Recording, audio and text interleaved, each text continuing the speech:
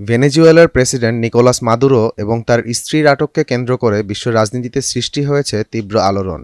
আর সেই আটক অভিযানটি পরিচালনা করে মার্কিন যুক্তরাষ্ট্রের রহস্যময় বাহিনী নামে খ্যাত ডেল্টা ফোর্স। প্রশ্ন হচ্ছে, কারা এই ডেল্টা ফোর্স? কেন তারা সাধারণ কমান্ডোদের চেয়ে আলাদা?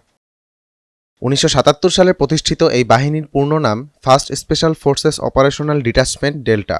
এটির ঘাঁটি অবস্থিত উত্তর ক্যারোলিনার ফোর্ট ব্র্যাগে। কাগজে কলমে এটি ইউএস আর্মির অংশ হলেও বাস্তবে তারা কাজ করে সরাসরি জয়েন্ট স্পেশাল অপারেশনস কমান্ড জেএসওসির অধীনে। সন্ত্রাসবাদ দমন, বন্দী উদ্ধার এবং আন্তর্জাতিক অভিযানগুলো পরিচালনা করা এই ফোর্সের প্রধান দায়িত্ব।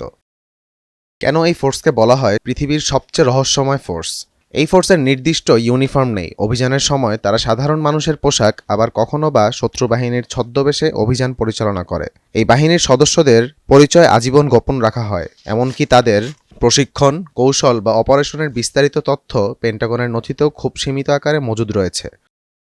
আলোচিত একাধিক অভিযান পরিচালনা করে ইতিহাসের পাতায় জায়গা করে নিয়েছে এই ডেল্টা ফোর্স। 2003 সালে ইরাকের প্রেসিডেন্ট সাদ্দাম হোসেনের আটক অভিযানে এই বাহিনীর গুরুত্বপূর্ণ ভূমিকা ছিল। আইএস নেতা আবু বকর আল বাগদাদিকে গ্রেপ্তার অভিযানেও নেতৃত্ব দেয় মার্কিন এই বিশেষ বাহিনী। এছাড়াও বিশ্বের বিভিন্ন দেশে মার্কিন নাগরিকদের জিম্মি দশা থেকে উদ্ধারে নীরবে কাজ করে গেছে এই ইউনিট।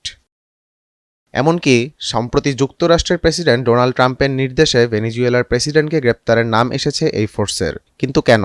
বিশ্লেষকরা বলছেন, ভেনেজুয়েলার মতো একটি সার্বভৌম রাষ্ট্রের প্রধানকে ধরার পিছনে এই ফোর্সের ব্যবহার করার অর্থ হল কঠোর কোনো সামরিক বার্তা দেওয়া। সাধারণত কূটনৈতিক বা গোয়েন্দা তৎপরতা ব্যর্থ হলে এই ফোর্সকে ব্যবহার করা হয়ে থাকে।